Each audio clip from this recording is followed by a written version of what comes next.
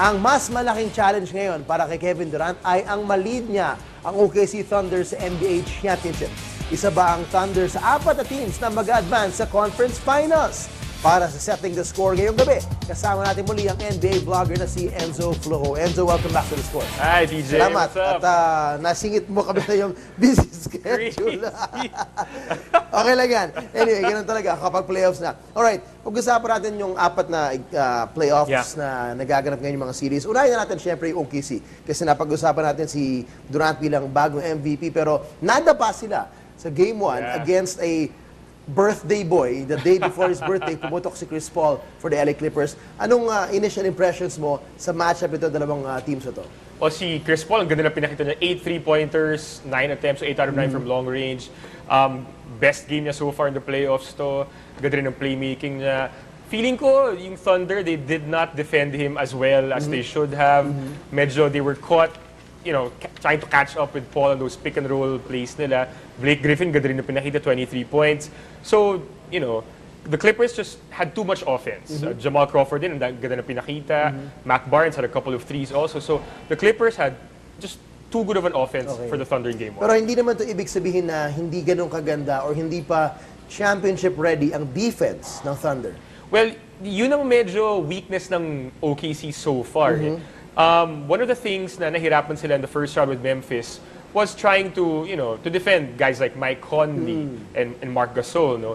And in this series, mahirapan sila to defend Chris Paul. Definitely pick and roll nila ni Blake Griffin. I think, nabasa ko, they had like 25 pick and roll attempts here and they were successful for more than half of those attempts, no? So, si Scott Brooks, yung coach ng OKC, kailangan malaking adjustment for Game 2 and beyond. Kasi if not, if they lose Game 2 and they go to LA for 3 and 4, nako, delikado na sila. And considering the fact that LA is riding on an emotional roller coaster and now they're on the up part of the roller coaster after the whole Donald Sterling thing. Okay, itong magandang tanong.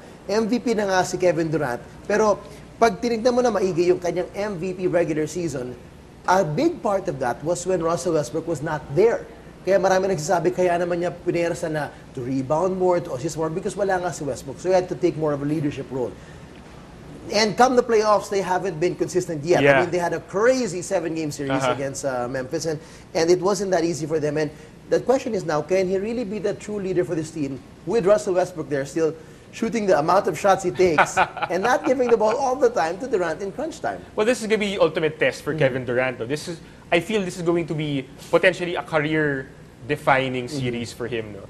Yung Memphis kasi parang kontrapelo ng OKC yan ever since. So this time against the LA Clippers, both teams have good offense. They match up well with each other.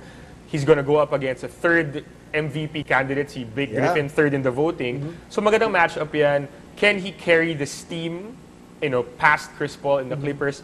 That's going to be a big, big thing for Kevin Durant. He can in terms of talent, kasi talent naman talaga, sobrang laki ng talent ni Durant. No? It's all about, I guess, how mentally tough he is.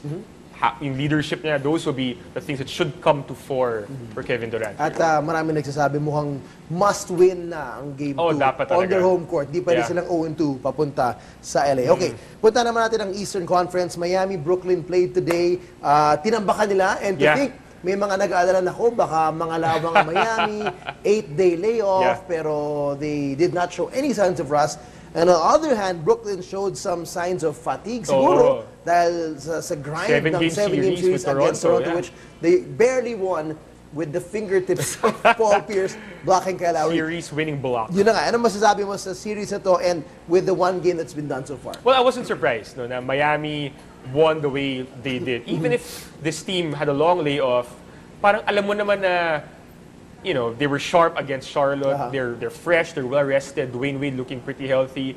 Si Chris Bosh may bago ng weapon ng kanyang 3-point shot. LeBron James, you know, the best player right now, even if he's not the MVP, I think he's still the best player on the planet.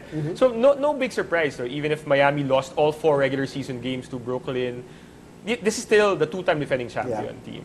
They have home court, you know, so that doesn't matter. Kasi pinag-usapan pa rin syempre yun yung 4-0 ng Brooklyn in the regular season. And if you just look at regulation time, di ba? Yung total points nila, parang 3 points ang difference. 3 points lang in all 4 games. Grabe talaga, dikit. Ano? I mean, lumaki lang lamang dahil sa overtime winning margins. Pero will that somehow play a factor for either of the two teams? Obviously, for Miami, they've declared it's not a factor. Paul Pierce and Garnett said after they beat Toronto, they said it shouldn't be a factor, but in the back of their mind, should it help that they give them confidence? Oh, kaya naman natin talunin to eh. I think for Brooklyn, psychologically, it should be a motivator for them. Alright, kasi yun nga, we beat this team 4 times, we can hang with this team. Okay, but for Miami, same thing. It makes them more hungry to beat Brooklyn. You have to consider in those 2 losses to Brooklyn, I think wala si Wade. Now they're complete, they're fresh, they're healthy, they're hungry to get a three-peat and to show Brooklyn up. I think, you know, for both teams factor, kahit di nila aminin, may effect pa rin yan sa psyche ng parehong teams. Etong tanong, kung napag-usapan natin, OKC, kailangan maging leader si Kevin Durant. Sa Brooklyn, sino ba talaga? Will it be Durant Williams? Will it be Joe Johnson? Will it be, I mean, Paul Pierce can explode anytime for a great game as well. Kevin Garnett had 0 points today. It's gotta be better than that. Yeah. But among siguro amongst those 3, sino ba talaga sa tingin mo kailangan mag-take charge kapag eto na, guys, playoffs ito, we gotta step up? Well, in terms of leadership and just pulling each other together, literally speaking, feeling ko si Paul Pierce dapat yan. Okay. I mean, his matchup with LeBron has been well documented the past few seasons. Pang-siyam na to. It's their 9th playoff series against each other. Yeah, so siya talaga yung dapat, hey, let's play together as a team, let's win this game. But in terms of getting points on the board, mas consistent dapat si Joe Johnson. Okay. Dapat si Durant Williams. Nandiyan din. Siguro, in a way, off the bench, si Thornton din siguro. Maybe si Andrew Blatchin siguro. Pero leadership, the intangibles, dyan na papasok si Pierce, tsaka si Kevin Garnett dapat. Alright, what will it take for Brooklyn to upset the Heat? As people see that it's going to be a tough series, but still most people still see Miami coming out of this. I think it will be a minor miracle for Brooklyn to upend Miami. To beat Miami 4 times in a 7-game series after being down 0-1, again, minor miracle na yun for Brooklyn talaga. Well, we'll see. There's still game 2 if they can seal that on the road. We'll see. Okay, the next one in the East, of course, Indiana, Washington. Ito na naman ang Indiana. They're here, they're there, they're not there, they're there. Game 7 was great. Paul George was incredible.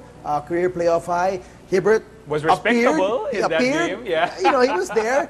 Biglang game 1 against Washington, just when you think na Hibbert hindi mahirapan kasi hindi naman shooting big man ng si Nene and all that. Parang gano'n naman. Anong nangyari sa Indiana? Medyo nakakagulat nga eh. Kasi after that Game 7 win for Indiana, sabi ni Paul George when he was asked about Roy Hibbert, sabi niya, Roy Hibbert should play better against Washington. Because that's the kind of team that he should thrive in. That, you know, a team that plays inside.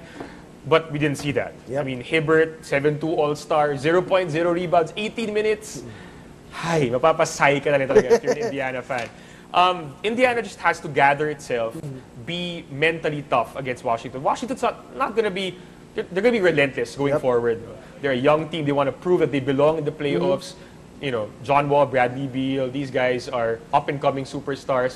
The Pacers have to show up and have to be really, again, tough all over to be able to extend this series. And that's the key. As you said, mental toughness. And they have to find that. It's been so many weeks na hinahanap yun sa Pacers. Okay, last but not the least sa West, syempre nandiyan din yung matchup ng San Antonio Spurs, Portland Trail Blazers. They spanked them today, gave them an unwanted clinic, di ba? Pero that's how they are. What will it take for the young guys led by LaMarcus Aldridge and Damian Lillard to make a dent against the defending champions of the West? Well, the Portland Trail Blazers have to play above themselves now. No? LaMarcus Aldridge was awesome in the first 2 games against Houston, pero nung kaharap na niya si Omer Asik saka si Howard, yung mga malalaki, dun siya medyo naging average na lang. Against Tim Duncan, Thiago Splitter of San Antonio, ganun ding opposition yung makakaharap na. So he has to really step up, play above himself. Same thing for Lillard. He did not play against a point guard of Tony Parker's caliber in Houston. That's right. Now, he has to work extra hard on defense. Kasi habol-habulin niya si Parker. Kanina, nahirapan siya. Parker lit him up for 33 points.